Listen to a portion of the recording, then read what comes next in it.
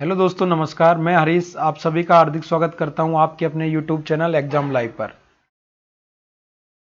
दोस्तों, आज की क्लास में जो हम टॉपिक डिस्कस करेंगे वो बेसिक कंप्यूटर सब्जेक्ट का टॉपिक होने वाला है, जिसके बारे में आप लगभग सभी स्टूडेंट जो पहले से कंप्यूटर से परिचित हैं वो जानते भी होंगे। टॉपिक है आज का क्लासिफिकेशन ऑफ कंप्यूटर। तो अब इस क्लास को आप सारे ग्रुप वगैरह में शेयर कर दीजिएगा दोस्तों, जिससे अधिक अधिक आपके साथी मित्र इस क्लास का लाभ ले सकें। तो आइएगा, इससे पहले हम जानते हैं आपके कंप्यूटर के बारे में। तो कंप्यूटर की बात करें तो आप सभी को मालूम है, कंप्यूटर एक इलेक्ट्रॉनिक मशीन या उपकरण है जिसमें यूजर यानी कि उपयोगकर्ता के द्वारा दिए गए निर्देशों को प्रोसेस करके और परिणाम प्राप्त किए जाते हैं। ठीक है, इस चीज के बारे में हम जानते हैं पहले से, कंप्यूटर की परिभाषा को भी जानते हैं। ठीक है, अब हम बात करते हैं कि कंप्यूटर का क्लासिफिकेशन ऑफ कंप्यूटर, यानी कंप्यूटर के वर्गीकरण किया गया है। विशेष तरीके से कंप्यूटर को अलग अलग प्रकारों में बांटा गया है। तो सबसे पहले तो हम जानते हैं क्यों बांटा गया।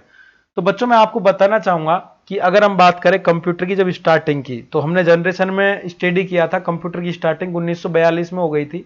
ठीक है, तो अगर फर्स्ट जनरेशन ही करें तो हमारे पास में इतने उपकरण नहीं थे और इतनी आवश्यकता भी नहीं थी कंप्यूटर की स्टार्टिंग में। तो उस समय जो कंप्यूटर डिजाइन किया गया था, तो उस समय की जो जरूरत रही होगी उनके अनुसार डिजाइन किया गया था। ठीक है, तो उसके बाद में जैसे जैसे हमारी जरूरतें बढ़ी, जैसे जैसे नई टेक्नोलॉजी आई, ठीक है, उसके अनुसार हमारी रिक्वायरमेंट जनरेट हुई और जैसी जैसी जरूरत होती आई उसके अनुसार ही हमने उस तरीके से कंप्यूटरों का निर्माण शुरू कर दिया। तो जरूरत के आधार पर ही अगर हम देखें तो जैसी जैसी हमारी जरूरत रही होगी, जैसे अगर सबसे बात करें एप्लीकेशन के आधार पर, ठीक है, तो जरूरत के आधार पर हमने कंप्यूटरों को बांटा। ठीक है, उसके बाद में जब कंप्यूटर डिजाइन हो गए तो नई जरूरत, नई रिक्वायरमेंट क्रिएट हुई स्पेस वगैरह की, भाई अब इनको मैनेज कैसे करेंगे, इनका मेंटेनेंस कैसे करेंगे। तो हमने कंप्यूटर को क्या किया, आकार के आधार पर बांट दिया। ठीक है, और इसके साथ साथ ही फिर हमको जरूरत हुई कि किसी को ऑफिस के पर्पज से चाहिए, किसी को इंडस्ट्री के पर्पज से चाहिए, किसी को घरेलू पर्पज से चाहिए, किसी छोटे बच्चे को चाहिए, तो उसके आधार पर बांट दिया हमने, जरूरत के आधार पर। तो इस तरीके से हमने कंप्यूटर्स को क्या किया था, डिवाइड कर दिया। और इसी तरीके से इनको जो अलग अलग पोर्शन में विभक्त किया था, इसी को हम क्लासिफिकेशन ऑफ कंप्यूटर के नाम से जानते हैं। तो बच्चों, आपको टॉपिक का नाम दिखाई दे रहा है, कंप्यूटर का वर्गीकरण, क्लासिफिकेशन ऑफ कंप्यूटर। तो कंप्यूटर अपने कामकाज, प्रयोजन यानी कि किसी विशेष कार्य के लिए अगर इसको उपयोग किया जा रहा हो, प्रयोजन या उद्देश्य तथा इनके रूप आकार, यानी कि अगर अब बात करते हैं हम, कंप्यूटर हमने परचेज तो कर लिए और जरूरत में भी जो काम का उद्देश्य था उसको भी पूरा कर लिया, बट अब मार्केट में दोनों तरह के कंप्यूटर आपको अवेलेबल थे। एक कम साइज का, कम आकार वाला कंप्यूटर, वो भी वही काम कर रहा है, और एक साइज बड़ा है, वो भी वही काम कर रहा है। तो आप क्या करते हो, बड़े आकार वाले को छोटे आकार वाले में रिप्लेस कर लोगे। तो रूप या आकार के आधार पर विभिन्न प्रकार के होते हैं। वस्तुतः इनका सीधे सीधे अर्थात प्रत्यक्ष अगर डायरेक्ट हम वर्गीकरण करना चाहें तो वो पॉसिबल नहीं है। डायरेक्ट अगर हम सीधा सीधा इनको वर्गीकृत करें तो वो चीज पॉसिबल नहीं है, क्योंकि अब अगर इनके फीचर्स की बात करेंगे तो कंप्यूटर की मेमोरी हो गई, स्टोरेज डिवाइसेज हो गई, ठीक है, इसके अलावा प्रोसेसर हो गया। किसी कंप्यूटर का यूज मल्टी यूजरों के द्वारा किया जाता है, किसी कंप्यूटर का यूज सिंगल यूजर के द्वारा किया जाता है। तो इन सभी पैरामीटर्स को या सभी स्पेसिफिकेशंस को हम मेजर करते हुए हमने कंप्यूटर को मुख्य रूप से 3 प्रकार में डिवाइड किया बच्चों। अगर हम पहले प्रकार की बात करें तो अनुप्रयोग के आधार पर विभक्त किया हमने। अगर हम दूसरे प्रकार की बात करें तो उद्देश्य के आधार पर, और तीसरे प्रकार की बात करें तो बच्चों इनके आकार के आधार पर हमने कंप्यूटरों को क्या किया बच्चों, 3 रूप में विभक्त किया। देखिएगा आप कौन कौन से हो सकते हैं। तो सबसे पहले हम बात करते हैं आपके बाई एप्लीकेशन। बाई एप्लीकेशन की बात करें तो आपके अनुप्रयोग के आधार पर कंप्यूटरों को हमने किन किन पार्ट में विभक्त किया है। तो हम बात करें बाई एप्लीकेशन के आधार पर, जो हमने कंप्यूटरों को विभक्त किया है वो 3 प्रकार में डिवाइड किया है बच्चों। सबसे पहला है एनालॉग कंप्यूटर, दूसरा है बच्चों डिजिटल कंप्यूटर, तीसरा है बच्चों आपका हाइब्रिड कंप्यूटर। अब वन बाई वन हम एक एक के बारे में स्टडी करेंगे बच्चों, लेकिन सबसे पहले हमको यह मालूम होना चाहिए, बेसिक रूप से हम कंप्यूटर की बात करें तो 3 भागों में विभक्त करते हैं। 3 भाग कौन कौन से हैं, इनके अनुप्रयोग के आधार पर, इनके आकार के आधार पर, और इनको काम में लेने के आधार पर या इनके पर्पज के आधार पर। अब हम बात करते हैं इनके एप्लीकेशन के आधार पर भी, इनको फिर से 3 भागों में विभक्त किया है। सबसे पहला है आपका बच्चों एनालॉग कंप्यूटर, दूसरा है डिजिटल कंप्यूटर, तीसरा है हाइब्रिड कंप्यूटर।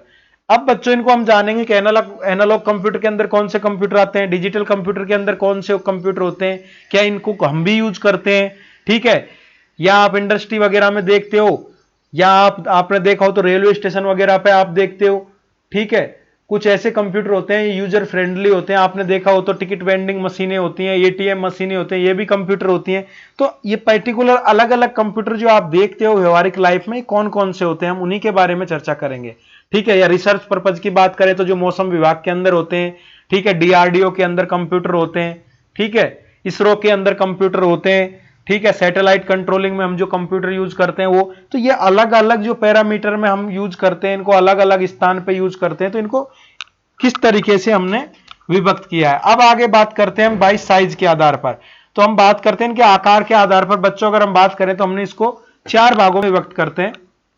पहला माइक्रो कंप्यूटर, दूसरा मिनी कंप्यूटर, तीसरा मेन फ्रेम कंप्यूटर और चौथा बच्चों आपका सुपर कंप्यूटर। अब हम डिस्कस करेंगे बच्चों डिटेल के अंदर कि माइक्रो कंप्यूटर कौन से होते हैं, ठीक है, मिनी कंप्यूटर कौन कौन से होते हैं, मेन फ्रेम कंप्यूटर कौन कौन से होते हैं, इनकी क्या विशेषताएं होती हैं, वो किस स्थान पर हम काम में लेते हैं, तो सबके बारे में हम डिस्कस करेंगे। इसके बाद में हम बात करें थर्ड टाइप बाय पर्पज।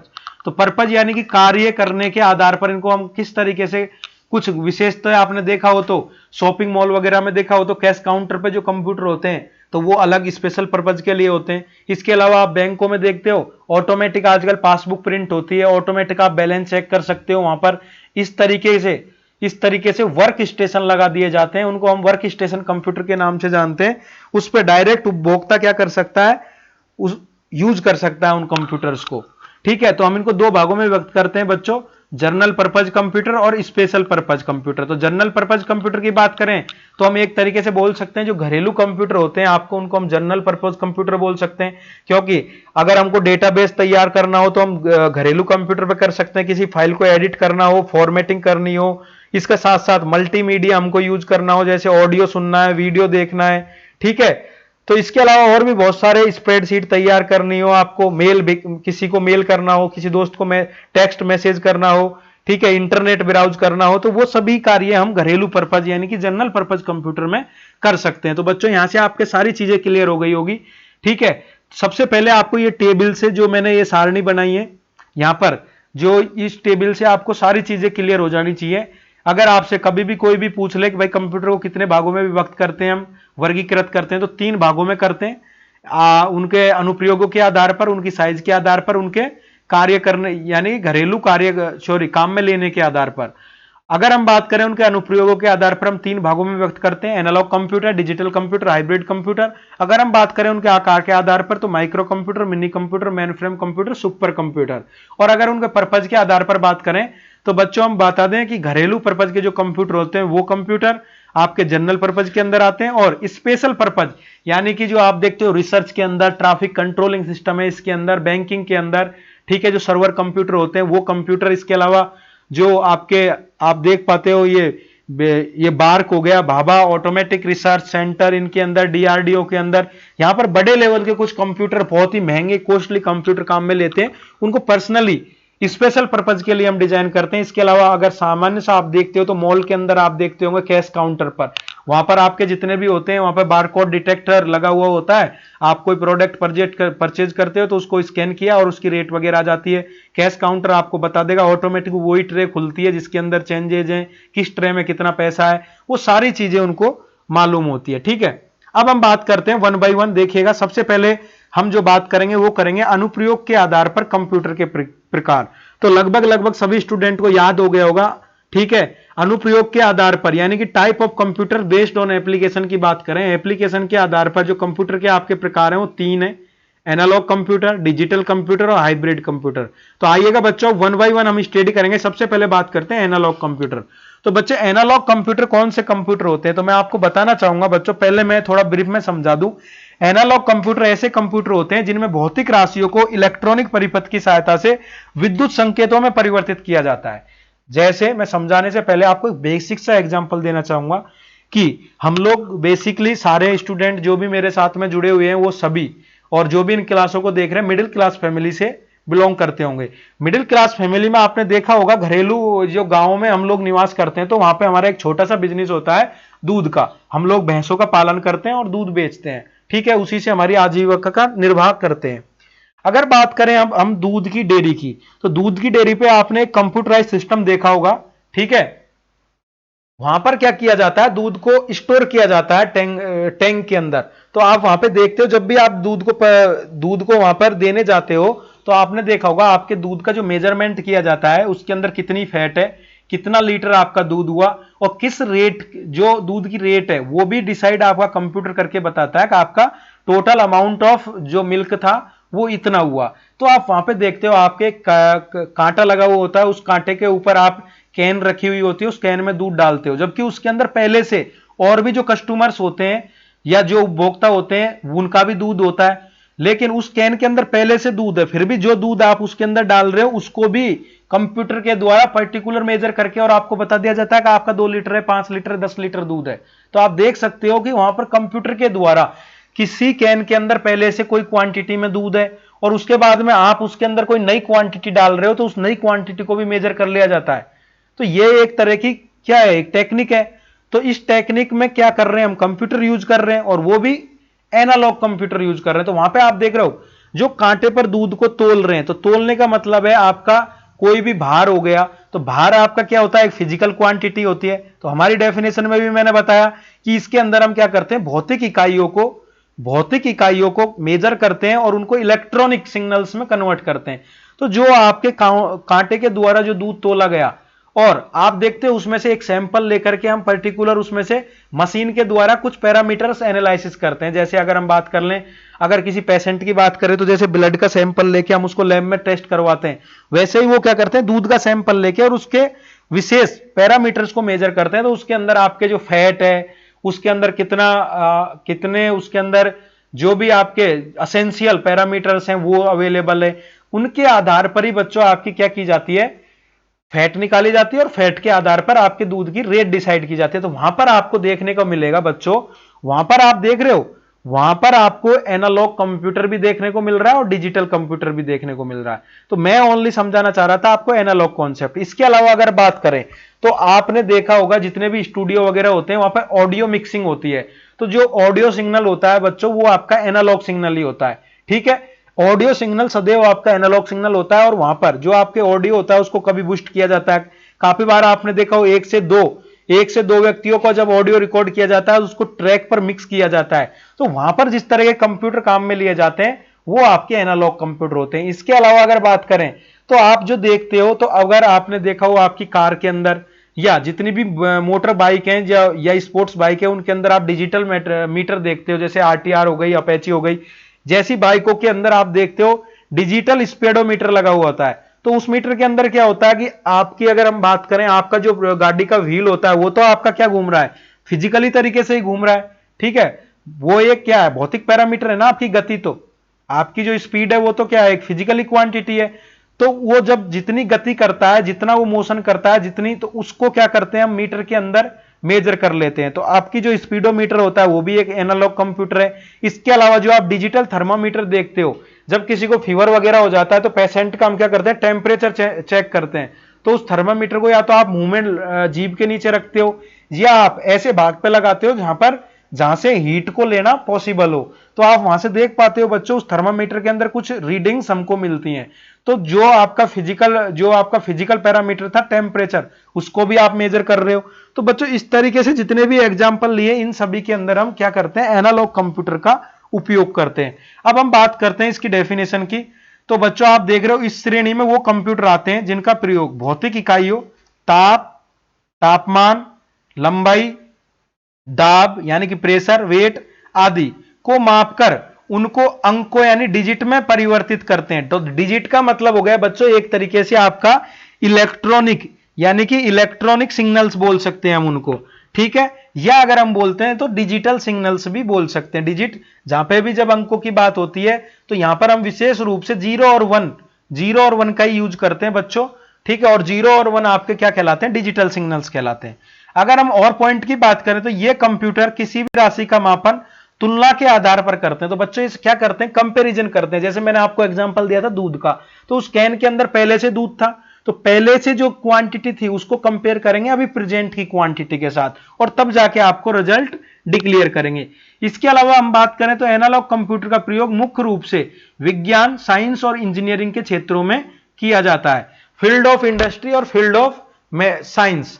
ठीक है, अगर हम बात करें विज्ञान के क्षेत्र में, तो मैंने आपको बताया था ज्यादातर जो एनालॉग कंप्यूटर है उनका मुख्य रूप से हम बात करेंगे तो चिकित्सा के क्षेत्र में काम में लेते हैं। इसके अलावा हम रडार यानी कि जो एयरक्राफ्ट वगैरह होते हैं इनकी लोकेशन भी हम डिटेक्ट करने के लिए जो आपका रडार है वो भी एक तरह का एनालॉग सिस्टम होता है। इसके अलावा अगर आपने कभी कॉकपिट बोलते हैं हम, जो भी आपका एयरप्लेन वगैरह है उसके जो जिसके अंदर पायलट वगैरह बैठते हैं ना बच्चों, वहां पर अगर आपने जो कॉकपिट बोलते हैं जिस स्थान पर पायलट वगैरह बैठते हैं यानी प्लेन को चलाने वाले लोग जो बैठते हैं उसको हम कॉकपिट बोलते हैं। उसके अंदर अगर आपने कभी देखा हो इंटरनली, तो वहां पर बहुत सारे एनालॉग मीटर लगे हुए थे, उन पर हम बहुत सारे ऐसा पैरामीटर होते हैं जिनको हम एनालॉग तरीके से, जैसे अल्टीट्यूड हो गया, लैटिट्यूड हो गया, वो सभी पैरामीटर आपको एक्सिस वगैरह हैं जो आपको वहां पर एनालॉग तरीके से मेजर किए जाते हैं और उनको डिजिटली डिस्प्ले पर आपको दिखाया जाता है। तो वहां पर आपके एनालॉग कंप्यूटरों का यूज सर्वाधिक किया जाता है। जैसे एयरक्राफ्ट के अंदर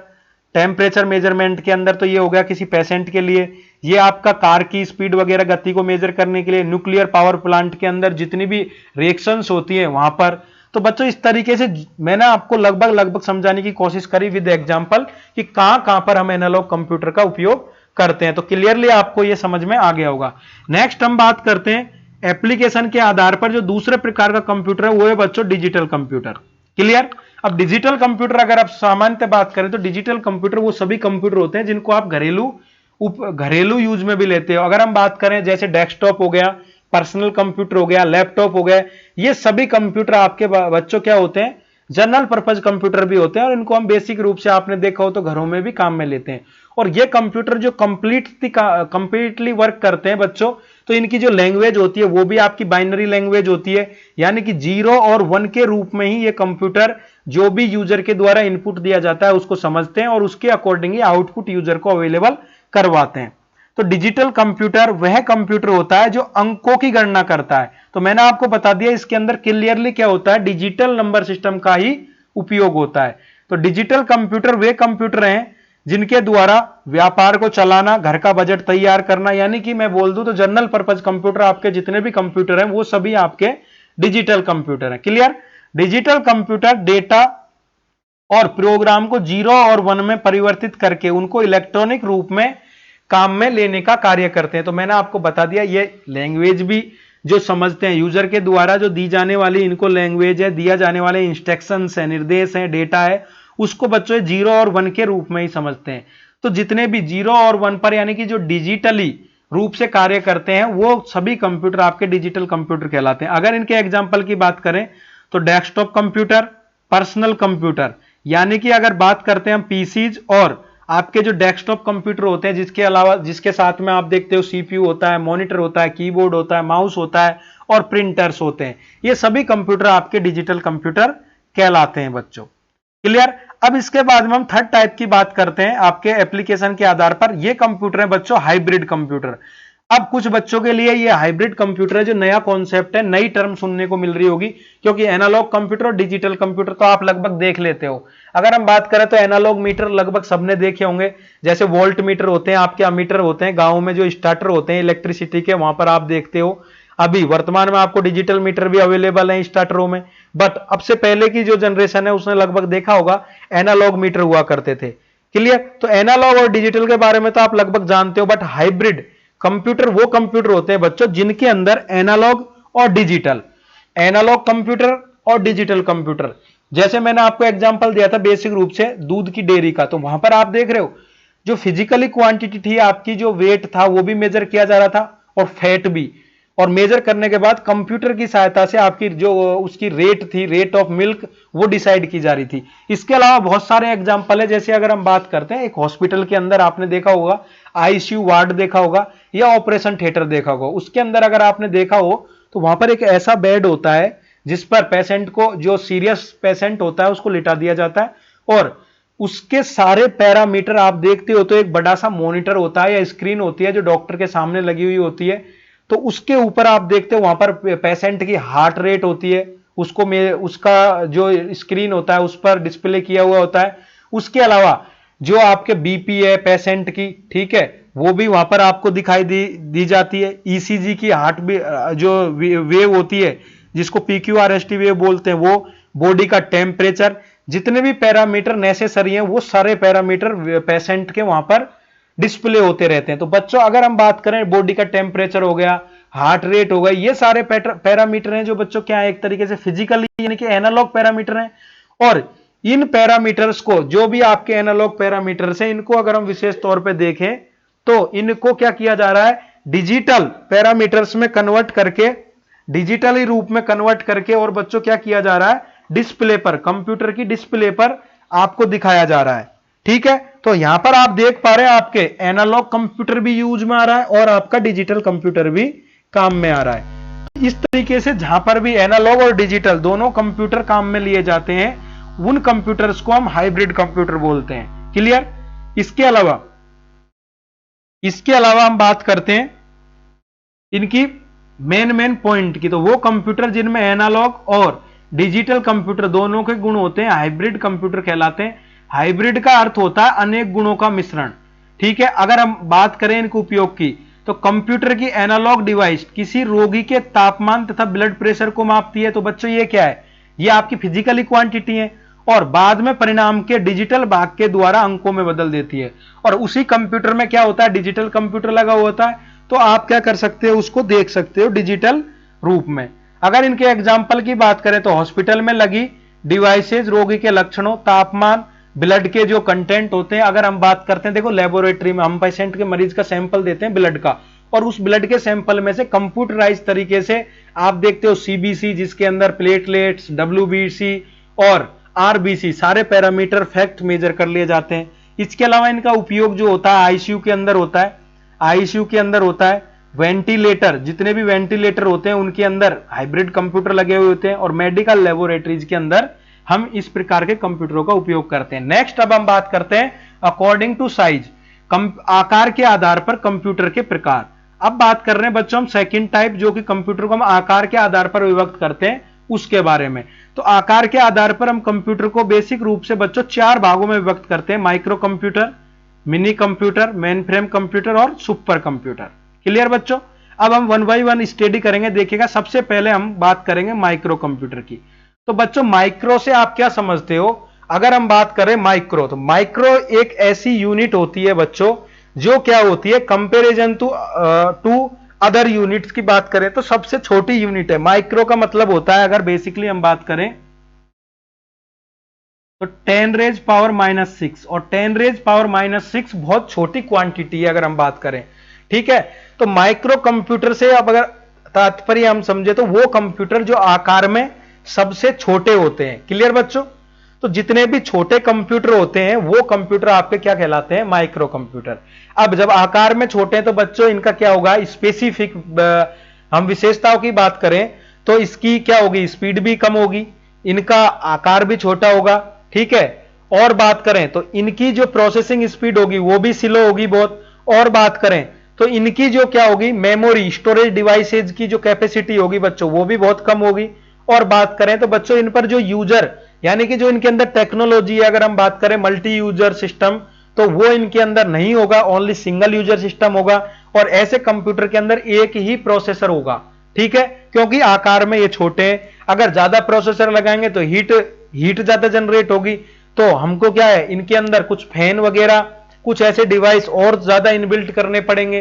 तो इनसे बचने के लिए इनका जब आकार छोटा होगा तो बच्चों क्या होगा कि इनके अंदर जो कि एक बड़े लेवल पे हम बात करें जैसे सुपर कंप्यूटर, तो उसकी तुलना में इसके अंदर क्या होगी, सारे पैरामीटर्स बहुत कम होंगे। ठीक है, अब हम बात करते हैं डिटेल में। तो सन 97 में जो तकनीक के आधार पर क्रांतिकारी जो तकनीक आई, तो उस समय जो आविष्कार हुआ था बच्चों, सबसे पहले 1970 के अंदर माइक्रो प्रोसेसर का क्या किया गया था, आविष्कार किया गया था। और जब माइक्रो प्रोसेसर बना तब ही, माइक्रो का मतलब होता है एक छोटा प्रोसेसर, जब तैयार कर लिया गया तो उसके बाद में ही जो आपके छोटे आकार के कंप्यूटर, अगर हम बात करें लैपटॉप है, पीसी है, टैबलेट पीसी है, ठीक है। इसके अलावा अदर बात करें तो प्लाम टॉप होता है, टैबलेट होता है। इस तरह के जो कंप्यूटर, नोटबुक होती हैं, फन बुक होती है, इस तरह के जो कंप्यूटरों के नाम मैं बता रहा हूं, ये कंप्यूटरों का जब बनना शुरू हुआ तो वो हुआ माइक्रो प्रोसेसर डिजाइनिंग के बाद में। तो इस प्रकार के कंप्यूटर के उपयोग की बात करें तो जिसके उपयोग से सस्ती कंप्यूटर प्रणाली का क्या हुआ, निर्माण संभव हुआ। अगर माइक्रो प्रोसेसर का डिजाइन नहीं होता तो हम क्या करते, इतने सस्ते कंप्यूटर डिजाइन नहीं कर पाते। तो बच्चों जब ये आकार में छोटे होते हैं तो ये कॉस्ट में भी सस्ते होते हैं। तो माइक्रो कंप्यूटर आकार में बहुत छोटे होते हैं। ये कंप्यूटर एक डेस्क में या एक ब्रीफ केस में भी रखे जा सकते हैं। तो जब आकार में छोटे होंगे तो बच्चों हम इनको क्या कर सकते हैं, छोटे छोटे स्थान पर भी यूज कर सकते हैं। ये कंप्यूटर कीमत में सस्ते होते हैं और आकार में छोटे होते हैं। इन्हें पर्सनल यूज के लिए घर पर लगाया जाता है। तो बच्चों इन कंप्यूटरों को क्या किया जाता है, अधिकतर पर्सनल यूजेज के लिए काम में लिया जाता है। जैसे हम ट्रेवलिंग की बात करें तो एक स्थान से अगर दूसरे स्थान पर जा रहे हैं, रास्ते में हमको कुछ काम करना है तो हम क्या करते हैं, इन कंप्यूटरों का उपयोग करते हैं। अब इनकी कुछ स्पेशल हम बात करें तो बच्चों ये इंपॉर्टेंट टॉपिक है। इन्हें पर्सनल कंप्यूटर पीसीबी कहा जाता है। इन्हें माइक्रो कंप्यूटर में क्या होता है कि एक्चुअली जो सीपीयू होता है बच्चों, वो क्या होता है, सिंगल, एक ही सीपीयू काम में लिया जाता है। इसलिए इन कंप्यूटरों को बच्चों हम सिंगल यूजर सिस्टम के नाम से भी जानते हैं। और बच्चों सिंगल यूजर सिस्टम के अंदर एक ही सीपीयू होने के कारण जो इनकी प्रोसेसिंग स्पीड होती है वो बहुत कम होती है, ठीक है। और जो इनकी स्टोरेज डिवाइस की कैपेसिटी होती है वो बहुत कम होती है। इनके एग्जाम्पल की बात करें तो पीसी, लैपटॉप, टैबलेट, ये सभी इसके क्या है बच्चों, एग्जाम्पल है। नेक्स्ट कंप्यूटर की बात करें तो दूसरे टाइप का कंप्यूटर है की आकार के आधार पर, वो है बच्चों आपका मिनी कंप्यूटर। तो मिनी कंप्यूटर की बात करें तो जो आपके डेस्कटॉप पीसी कंप्यूटर होते हैं ये आपके मिनी कंप्यूटर कहलाते हैं। और बेसिक रूप से ये किसी स्टैंडर्ड लेवल यानी कि जो आपके ऑफिसेज वगैरह होते हैं वहां पर, जहां पर कि एक ही जानकारी को एक से अधिक नोड पर ट्रांसफर किया जाता है, ऐसे स्थान पर ऐसे कंप्यूटर काम में लिए जाते हैं जिनको हम मिनी कंप्यूटर बोलते हैं। जैसे बेसिक रूप से बात करें तो एक बैंक के अंदर आपने देखा हो तो एक सर्वर कंप्यूटर होता है और उससे बहुत सारे नोड कंप्यूटर जुड़े हुए होते हैं। जो नोड कंप्यूटर जुड़े हुए होते हैं आपने देखा हो तो आप जब भी बैंक में जाते हो और आपकी डिटेल को आप चेक करवाते हो, जैसे आपको बैलेंस चेक करवाना है तो वहां पर जितने भी काउंटर होते हैं, आप किसी भी काउंटर पर जाकर के आप क्या करते हो, बैलेंस की एंट्री करवाते हो पासबुक में। तो आपको कोई से भी काउंटर वाला आपकी डिटेल को एक्सेस कर सकता है, ठीक है। अब वो एक्सेस क्यों हो पा रही है, क्योंकि उनके पास एक सर्वर कंप्यूटर है। उस सर्वर कंप्यूटर पे पहले से आपकी कंप्लीट डिटेल जो सर्वर पर अवेलेबल है और उस सर्वर को वो लोग क्या कर रहे हैं, नोड के द्वारा एक्सेस कर रहे हैं। तो जो वो पर्टिकुलर काउंटर पर जो लोग कंप्यूटरों को उपयोग में ले रहे हैं ना बच्चों, वो आपके कंप्यूटर हैं, वो आपके मिनी कंप्यूटर कहलाते हैं। तो ये कंप्यूटर मीडियम साइज के कंप्यूटर होते हैं। ये माइक्रो कंप्यूटर की तुलना में अधिक कार्य क्षमता वाले होते हैं। तो मैंने बताया आपको जो आपका माइक्रो कंप्यूटर था उससे ये क्या होंगे बच्चों, गति में भी अधिक होंगे, इनकी स्पीड भी अच्छी होगी, इनकी स्टोरेज कैपेसिटी भी अच्छी होगी और आकार में भी थोड़े बड़े होंगे। इनकी कीमत माइक्रो कंप्यूटर की तुलना में भी थोड़ी अधिक होगी। इनका उपयोग ज्यादातर छोटी या मध्यम स्तर की कंपनियों में किया जाता है, जैसे प्राइवेट बैंकिंग सिस्टम हो गया, ठीक है, स्कूल हो गई, कॉलेजेज हो गई, ठीक है, जहां पर आप क्या करते हो कि डेटा को एक समूह में स्टोर करते हो और उस डेटा को अनुमति देते हो, कोई भी बंदा उस कैंपस के अंदर आपका एक्सेस कर सकता है। क्लियर।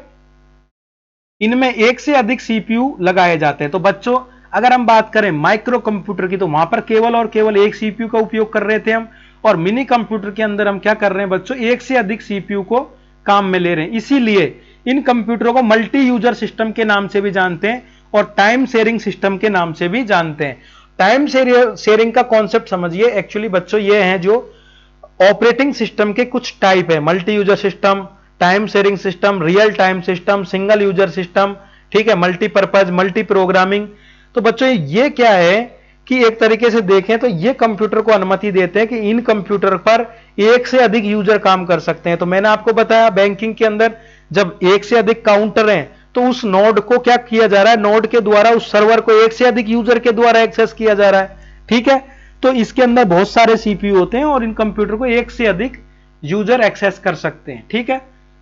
और मिनी कंप्यूटर में एक से अधिक यूजर एक साथ कार्य कर सकते हैं। तो ये कॉन्सेप्ट मैंने आपको समझा दिया। अब हम इनके एग्जांपल की बात करें तो मिनी कंप्यूटर का उपयोग यातायात में यात्रियों के लिए आरक्षण प्रणाली के रूप में करते हैं। तो आपने देखा हो तो काउंटर पर जब भी आपका टिकट बुक कर लिया जाता है तो आप क्या करते हो, पीएनआर के द्वारा आप आपके टिकट की स्थिति जांच सकते हो, ठीक है, या आप किसी भी काउंटर से आप टिकट ले सकते हो। तो रेलवे सिस्टम की बात करें तो जो रेलवे का एक मेन सर्वर है और उस सर्वर से जितने भी आपके सारे रेलवे स्टेशन पे जो टिकट बुकिंग सिस्टम होता है यह सर्वर के साथ में कनेक्ट होता है। तो आप जो भी पैसा आप अमाउंट का टिकट लेते हो, ठीक है, वो उसको टिकट क्लर्क के द्वारा कहीं से भी आपको टिकट अवेलेबल करवा दिया जाता है और जो पैसा होता है वो पर्टिकुलर एक जगह सर्वर पर आपका रेलवे सिस्टम पर क्या हो रहा है, कलेक्ट हो रहा है। तो इस तरीके से आप समझ सकते हो और ऐसे ही सिस्टम आपके बैंकिंग के अंदर भी काम में लिए जाते हैं। नेक्स्ट कंप्यूटर की हम बात करते हैं जो कि आकार के आधार पर आपका तीसरा प्रकार का कंप्यूटर है बच्चों, मेन फ्रेम कंप्यूटर। अब मेन फ्रेम की बात करें तो आप इमेज में देख पा रहे होंगे बच्चों, इस तरह के जो बड़े कंप्यूटर होते हैं वो कंप्यूटर आपके मेन फ्रेम कंप्यूटर होते हैं। जैसे हम बात करें बड़े लेवल पर, तो अगर हम बात करते हैं एक आप देखें तो जियो सर्वर की बात करते हैं। जियो आपकी एक टेलीकॉम कंपनी है, कम्युनिकेशन की कंपनी है। इसके अलावा हम बीएसएनएल कंपनीज की बात करते हैं। तो इससे पहले जो आपके हुआ करते थे, जब भी आपके लैंडलाइन कनेक्शन दिए जाते थे तो एक्सचेंज काम में लेते थे, ठीक है। एक्सचेंज एक ऐसा स्थान था जहां पर एक बड़ा सा टावर लगा दिया जाता था और उस एक्सचेंज के अंदर एक सर्वर कंप्यूटर रख दिया जाता था और उसके अंडर में जितने भी कनेक्शन थे उनकी मॉनिटरिंग की जाती थी। तो वहां पर जो कंप्यूटर काम में लिए जाते थे वो बच्चों आपके एक तरीके से मेन फ्रेम कंप्यूटर हुआ करते थे। या अगर हम बड़े बैंकिंग सिस्टम की बात करें, जैसे एसबीआई आपका एक बैंक है। अब अगर हम किसी एक शहर की बात करते हैं तो एक शहर के अंदर एक से अधिक बैंक होंगे। तो बच्चों एक शहर के अंदर जब एक से अधिक बैंक हैं और आप तो किसी भी बैंक में जा सकते हो, ठीक है, या एक शहर की बात ना करके हम कई शहरों की बात करें तो आप तो अलग अलग शहरों में जाके आपके बैंक की डिटेल एक्सेस कर सकते हो ना। किसी भी बैंक में जाके आप तो पैसा जमा करा सकते हो। तो इन बैंकों की अगर हम बात करें तो ये जितने भी शहरों के अंदर बैंक हैं या स्टेटों के अंदर बैंक है ये भी तो आपस में बच्चों कहीं ना कहीं कनेक्ट होंगे, ठीक है। तो ये जो सारे बैंक एक जगह कनेक्ट हैं, एक पर्टिकुलर सर्वर से कनेक्ट है बच्चों, वैसे सर्वरों की बात करें तो वहां पर हम जो कंप्यूटर काम में लेते हैं वो आपके मेन फ्रेम कंप्यूटर होते हैं। ऐसे ही अगर हम नेटवर्किंग सिस्टम की बात करें तो नेटवर्किंग सिस्टम के अंदर आप जो टाइप्स ऑफ नेटवर्क पढ़ते हो, LAN, local area network, MAN, metropolitan area network और वैन, वाइड एरिया नेटवर्क, ठीक है। तो मेट्रोपॉलिटन एरिया नेटवर्क, तो यहां पर आप देखते हो ये जो आपके नेटवर्क होते हैं ये भी तो आपस में किसी मेन सर्वर से कनेक्ट होते हैं। तो वहां पर जो कंप्यूटर हम काम में लेते हैं बच्चों वो कंप्यूटर आपके मेन फ्रेम कंप्यूटर कहलाते हैं। तो मेन फ्रेम कंप्यूटर साइज में बड़े होते हैं और बच्चों जब साइज में ये बड़े होंगे तो बच्चों ये कमरे के आकार के होते हैं, एक एक रूम के आकार के होते हैं और बड़े बड़े कंप्यूटर। तो बच्चों इनके अंदर जो टेक्नोलॉजी है वो भी अत्यधिक शक्तिशाली काम में ली जाती है, यानी पावरफुल, और जो इनकी स्पीड होती है, कार्य करने की क्षमता वो भी बहुत फास्ट होती है और जो इनकी मेमोरी स्पेस होता है वो भी बहुत अधिक ज्यादा होता है, ठीक है। तो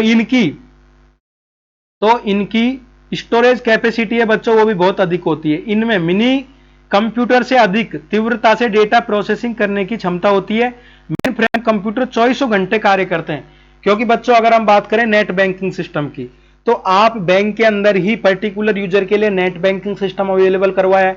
तो नेट बैंकिंग को बच्चों आप क्या कर सकते हो, कभी भी आप एक्सेस कर रहे हो नेट बैंकिंग के द्वारा, आप किसी को भी, चाहे रात का टाइम हो, चाहे दिन का टाइम हो, चाहे कभी 24 घंटे का टाइम हो, बच्चों आप क्या कर सकते हो, किसी को भी, यार को, दोस्त को, फ्रेंड्स को मनी ट्रांसफर कर सकते हो और किसी से भी पैसा मंगा सकते हो। तो जितने भी आपके डिजिटल पेमेंट जो बैंकों के नाम सुनते हो, पेटीएम है, फोन पे है, तो ये जितने भी आपकी बैंकिंग सिस्टम है इसके अंदर जो टेक्नोलॉजी आप काम में ली जाती है तो वो सभी क्या है, एक मेन फ्रेम कंप्यूटर सिस्टम के द्वारा सर्वर पर जुड़ी हुई है और सर्वर से ये क्या किया जाते हैं, सारी चीज की कंट्रोलिंग की जाती है। इनमें सैकड़ों यूजर्स एक साथ कार्य करते हैं, तो बच्चों करते ही हैं, आप सभी को मालूम है। इसीलिए इसको क्या बोलते हैं, multi programming system. Multi programming system बोलते हैं क्योंकि बच्चों आप देखते हो एक ही प्लेटफॉर्म से आप क्या कर सकते हो, कई कार्य कर सकते हो, ठीक है। और बेसिक रूप से हम बात करें तो इनका नेटवर्किंग सिस्टम के अंदर मुख्य रूप से काम में लाया जाता है। उदाहरण की बात करें तो इनका उपयोग बड़ी बड़ी कंपनियों, बैंक, सरकारी विभागों में एक सेंट्रल कंप्यूटर के रूप में किया जाता है। अब देखिएगा गवर्नमेंट डिपार्टमेंट में भी जितने भी आजकल कार्य की मॉनिटरिंग की जा रही है, चाहे आप पंचायती राज का ले लो, चाहे आप सैलरी का एक सिस्टम ले लो, या अगर हम पीडब्ल्यूडी की बात करें तो एस्काडा सिस्टम होता है जहां पर आप देखते हो किसी भी बांध वगैरह से जो आपका पानी आता है, जैसे हम पर्टिकुलर हमारे एरिया की बात करें तो बीसलपुर से पानी की सप्लाई लाई जा रही है। हमारे लिए जो नल कनेक्शन है, यहां पर जो पानी आता है बीसलपुर से, तो बीसलपुर से जो पानी आता है तो बच्चों वो किसी नाले या नदी के द्वारा तो आ नहीं रहा, तो एस्काडा सिस्टम होते हैं बच्चों, कुछ विशेष तरह के कंप्यूटराइज सिस्टम होते हैं जो आप देखते हो। तो जो बड़ी बड़ी पानी की टंकियां होती हैं वहां पर पहले पानी को खींच करके मोटरों के द्वारा या समरविसल पंपों के द्वारा स्टोर किया जाता है। तो वहां पर कंप्यूटराइज सिस्टम लगाया जाता है, वहां पर लेवलिंग को मेजर किया जाता है, और पर्टिकुलर लेवल से अगर आपका कम होता है पानी का लेवल उस टंकी में, तो कंप्यूटर के द्वारा ऑटोमेटिक जितने भी पंप होते हैं उनको पानी खींचने के लिए ऑन कर लिया जाता है। और जैसे ही उस पर्टिकुलर लेवल से ऊपर आपके पानी की टंकियां भर जाती हैं तो वो सिस्टम के द्वारा, एस्काडा सिस्टम के द्वारा सिस्टम को बंद कर दिया जाता है। तो ऐसी जगह पर जो कंप्यूटर आपके काम में लिए जाते हैं वो आपके जो माइक्रो कंप्यूटर होते हैं वो कंप्यूटर काम में लिए जाते हैं, और जो नेटवर्किंग सिस्टम के अंदर जो कंप्यूटर काम में लिए जाते हैं वो कंप्यूटर आपके क्या होते हैं, मेन फ्रेम कंप्यूटर होते हैं। अब हम फोर्थ टाइप के कंप्यूटर की बात करते हैं आकार के आधार पर, तो ये कंप्यूटर आपके बच्चों सुपर कंप्यूटर कहलाते हैं। सुपर कंप्यूटर कंप्यूटर की सभी श्रेणियों में बच्चों क्या होते हैं, सबसे बड़े होते हैं। तो देखिएगा सबसे बड़े होते हैं आकार में बच्चों, इनसे डायरेक्ट क्वेश्चन पूछ लिया जाता है एग्जामिनर के द्वारा कि भारत के द्वारा निर्मित पहला सुपर कंप्यूटर कौन सा, विश्व के द्वारा निर्मित पहला सुपर कंप्यूटर कौन सा, भारत के द्वारा निर्मित पहला माइक्रो प्रोसेसर कौन सा था, कब डिजाइन किया गया था, विश्व में निर्मित सबसे पहला माइक्रो प्रोसेसर कौन सा था, कब डिजाइन किया गया था।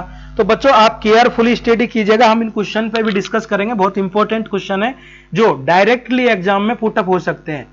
तो बच्चों सुपर कंप्यूटर कंप्यूटर की सभी श्रेणियों में सबसे बड़े, सबसे अधिक संग्रहण क्षमता वाले यानी कि स्टोरेज पावर वाले, और सबसे अधिक फास्ट स्पीड वाले होते हैं। सुपर कंप्यूटर में बहुत सारे सीपीयू समांतर पैरेलल क्रम में कार्य करते हैं। सुपर कंप्यूटर में सबसे महंगे कंप्यूटर होते हैं, इनकी कीमत अरबों रुपए में होती है। इसीलिए बच्चों ये जो सुपर कंप्यूटर होते हैं ना, ये अनुसंधान के एरिया में काम में लिए जाते हैं, यानी कि रिसर्च पर्पस पे काम में लिए जाते हैं, जैसे डीआरडीओ है, इसरो है, ठीक है। इनकी फुल फॉर्म पूछ ली जाती है बच्चों, डायरेक्ट तो आपको मालूम होगी। इसरो की बात करें तो Indian space research organisation, ISRO, इनके अध्यक्ष कौन है, तो कौन है बच्चों आपको मालूम होगा। डीआरडीओ की बात करें तो defence research organisation development organisation, DRDO का फुल फॉर्म होता है। बार्क की बात करें तो Bhabha atomic BARC research centre, BARC को इस नाम से जाना जाता है बच्चों, ठीक है। अब नेक्स्ट की बात करें तो सुपर कंप्यूटर का उपयोग विभिन्न कार्यों जैसे इसरो, डीआरडीओ, बार्क आदि में किया जाता है। वैज्ञानिक और शोध प्रयोगशाला में, रिसर्च लेबोरेटरियों में इन कंप्यूटर का उपयोग किया जाता है। मौसम विभाग के अंदर जो मौसम विभाग की जानकारियां होती हैं बच्चों, उनमें हम क्या करते हैं, सुपर कंप्यूटर का उपयोग करते हैं। अब इनको उदाहरण की बात करें तो परम, यह एक भारतीय सुपर कंप्यूटर है। तो बच्चों आपसे डायरेक्ट क्वेश्चन पूछ लिया जाता है भारत के द्वारा निर्मित सुपर कंप्यूटर, तो परम, ठीक है। क्रे2, क्रे, एक्समैप 24, एनईसी 500 आदि कंप्यूटर आपके सुपर कंप्यूटर कहलाते हैं। अब बच्चों नेक्स्ट हम बात करते हैं तीसरे प्रकार की। उद्देश्य के आधार पर जो कंप्यूटरों को हम विभक्त करते हैं तो स्पेशली दो प्रकार से करते हैं, सामान्य उद्देश्य कंप्यूटर और विशिष्ट उद्देश्य कंप्यूटर। सामान्य उद्देश्य कंप्यूटर को हम जनरल पर्पज कंप्यूटर के नाम से जानते हैं और स्पेशल पर्पज कंप्यूटर को हम विशिष्ट उद्देश्य कंप्यूटर के नाम से जानते हैं। बात करते हैं सामान्य उद्देश्य कंप्यूटर की। तो बच्चों डेली लाइफ में अनेक प्रकार के काम करने के लिए जो हम कंप्यूटर यूज करते हैं, जैसे हम फॉर्म भरते हैं बच्चों, हम लोग सभी प्रतियोगी परीक्षाओं की तैयारी करते हैं और जो भी वैकेंसी आती है हम सबका फॉर्म भरते हैं ई मित्र से। तो ई मित्र पर हम कंप्यूटर काम में लेते हैं, या आप पंचायत समिति के अंदर देखते हो तो वहां पर आजकल पंचायत समिति में आपको ई मित्र के रूप में ही एक विशेष तरह के कंप्यूटर अवेलेबल करवाए जाए, जहां से आप लाइट का बिल, पानी का बिल, बिजली का बिल, ठीक है, बिल वगैरह, और जो भी आपके जैसे आपको कोई रिपोर्ट दर्ज करवानी है तो उसके लिए जो शुल्क होता है पर्टिकुलर, वहां से आप जाके रजिस्टर करवा सकते हो। ई गवर्नेंस आप रजिस्टर करवा सकते हो, ठीक है। तो वहां पर जो आप काम में देखते हो तो सामान्य जनरल पर्पज कंप्यूटर ही होते हैं, ठीक है। इनमें क्या होती है, सीपीयू क्षमता कम होती है, इनकी कीमत भी कम होती है, इनकी प्रोसेसिंग स्पीड भी स्लो होती है, बट इनका जो यूजेज होता है वो बहुत अधिक होता है, और ये कॉस्ट में भी क्या होते हैं बच्चों, सस्ते होते हैं। जैसे अगर हम घरेलू कार्य की बात करें या ऑफिस के अंदर बात करें तो बच्चों हम क्या करते हैं, वहां पर डॉक्यूमेंट की हम एडिटिंग करते हैं। एजुकेशन के अंदर बात करें, कॉलेजेस में बात करें, लेबोरेटरीज में बात करें, तो सामान्य पर्पज कंप्यूटर ही हम उपयोग में लाते हैं। तो editing, formatting, document writing, printing, database managing, multimedia जिसके अंदर आप ऑडियो सुनते हो, गाने सुनते हो, ठीक है, ऑडियो एडिटिंग होती है, मिक्सिंग होती है, वीडियो रिकॉर्डिंग होती है, ऑडियो रिकॉर्डिंग होती है। इसके अलावा इंटरनेट ब्राउजिंग, इसके माध्यम से आप मेल भेज सकते हो, ठीक है, कंटेंट को देख सकते हो, सोशल साइट्स को मैनेज कर सकते हो। तो इन सभी के लिए जो हम घरेलू कंप्यूटर काम में लेते हैं बच्चों, वो आपके जनरल पर्पज कंप्यूटर होते हैं। उदाहरण के लिए पीसी और डेस्कटॉप। नेक्स्ट कंप्यूटर की अगर हम बात करें तो स्पेशल पर्पज कंप्यूटर, जो कि आपके पर्पज के आधार पर सेकंड टाइप का कंप्यूटर होता है। विशिष्ट उद्देश्य कंप्यूटर ऐसे कंप्यूटर होते हैं जिन्हें किसी विशेष कार्यों के लिए तैयार किया जाता है। तो मैंने आपको स्टार्टिंग में भी बताया था, जैसे शॉपिंग मॉल वगैरह होते हैं तो वहां पर आप देखते हो कैश काउंटर। तो कैश काउंटर होता है जो बच्चों स्पेशली विशेष पर्पज के लिए तैयार किया जाता है। इसके अलावा आप देखते हो मेडिकल के अंदर आप सोनोग्राफी मशीन देखते हो, जिसको हम अल्ट्रासाउंड मशीन भी बोलते हैं। इसके अलावा आप एक्सरे मशीन देखते हो बच्चों, मेडिकल के अंदर आप एक्सरे मशीन देखते हो, ठीक है, एमआरआई मशीन देखते हो, अल्ट्रासाउंड अल्ट्रासाउंड मशीन देखते हो, ठीक है। इसके अलावा आप वेंटिलेटर देखते हो। तो ये सभी कंप्यूटर जो आपके इनके साथ में अटैच है बच्चों, वो क्या है, स्पेशल पर्पज है, उनका पर्टिकुलर एक स्पेशल एरिया में। ऐसे ही आप रोबोटिक्स में अगर आप देखो तो आजकल जितनी भी ऑटोमोबाइल कंपनियां इसके अंदर जो मैन्युफैक्चरिंग की जा रही है वो रोबोटिक्स तरीके से की जाती है। और स्पेशल से एग्जांपल दूं तो आप गांवों में देखते हो बच्चों, जो ये कसीदा मेकिंग होते हैं, जो कसीदा मेकर्स होते हैं, आपने नाम सुना हो, तो जो ये कपड़े के ऊपर विशेष तरह की डिजाइन की जाती है, तो वो भी आपका कंप्यूटराइज सिस्टम होता है बच्चों। एक साथ ही आप देखते हो एक से अधिक प्रोडक्ट पर डिजाइनिंग की जाती है, ठीक है बच्चों। तो आप समझ गए होंगे विशेष पर्पज के लिए जो कंप्यूटर तैयार किए जाते हैं वो कंप्यूटर आपके क्या कहलाते हैं, स्पेशल पर्पज कंप्यूटर। तो बच्चों मैंने बेहतरीन एग्जांपल के साथ में आपको ये सारे टॉपिकों को क्लियर करवाने की कोशिश की है। इन कंप्यूटर का उपयोग होने वाले सीपीयू क्षमता एवं उसके कार्य के अनुरूप होता है जिसके लिए इन्हें तैयार किया जाता है।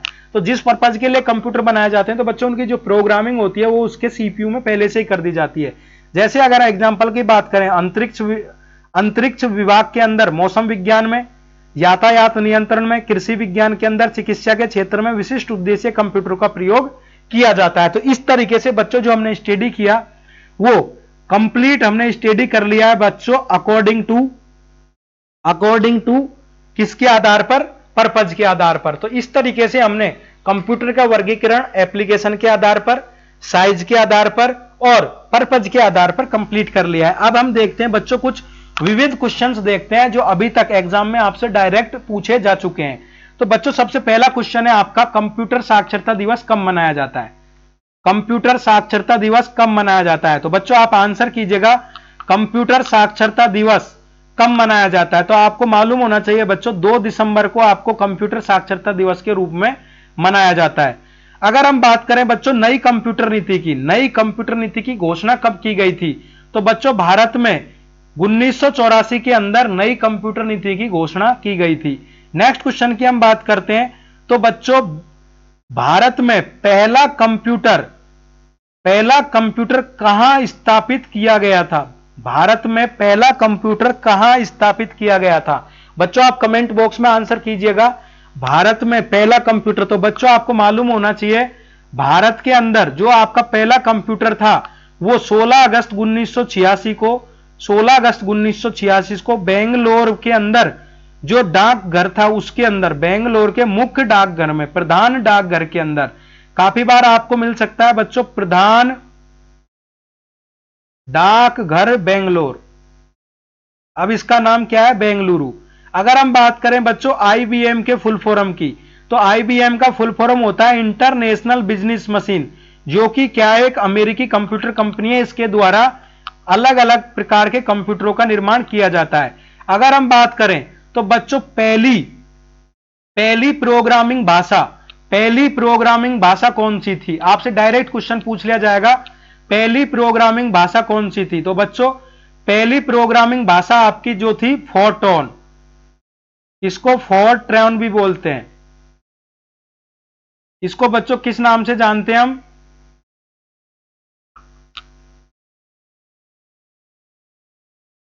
फोर्ट्रॉन के नाम से भी जानते हैं। अगर हम बात करें पहला पर्सनल कंप्यूटर किस कंपनी के द्वारा बनाया गया था? तो पहला पर्सनल कंप्यूटर आईबीएम के द्वारा बनाया गया था। अगर हमसे क्वेश्चन पूछ लिया जाए बच्चों विकलांगों के लिए विशेष रूप से बनाए गए कंप्यूटर का नाम, तो विकलांगों के लिए जो स्पेशल पर्पज कंप्यूटर डिजाइन किया गया था बच्चा, उसका नाम था ऑल राइट।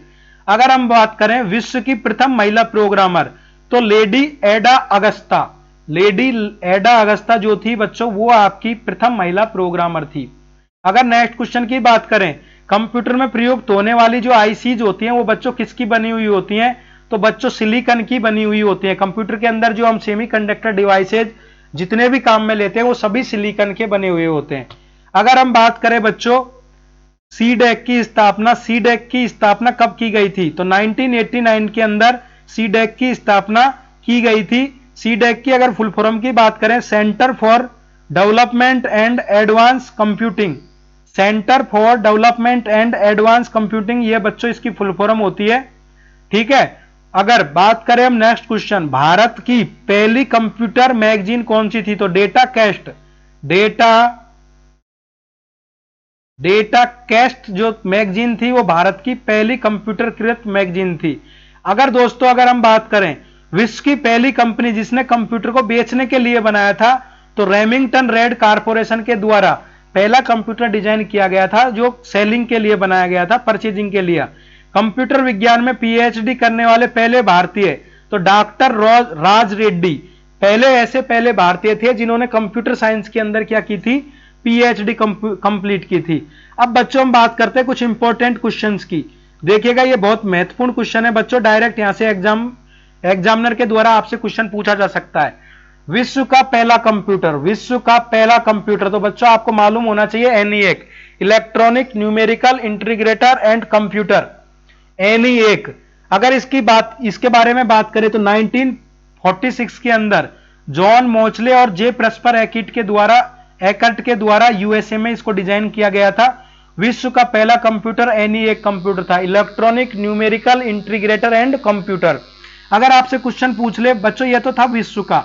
अगर हम बात करें भारत का पहला कंप्यूटर, तो भारत का पहला कंप्यूटर बच्चों सिद्धार्थ था, जिसको ESI, electronic corporation of India के द्वारा बनाया गया था।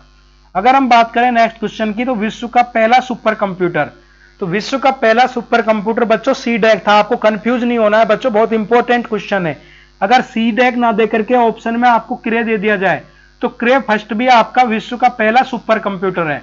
हमने डिस्कस किया था आकार के आधार पर कंप्यूटरों को 4 भागों में बांटा गया, तो उन्हीं में से एक प्रकार था सुपर कंप्यूटर, चौथे टाइप का।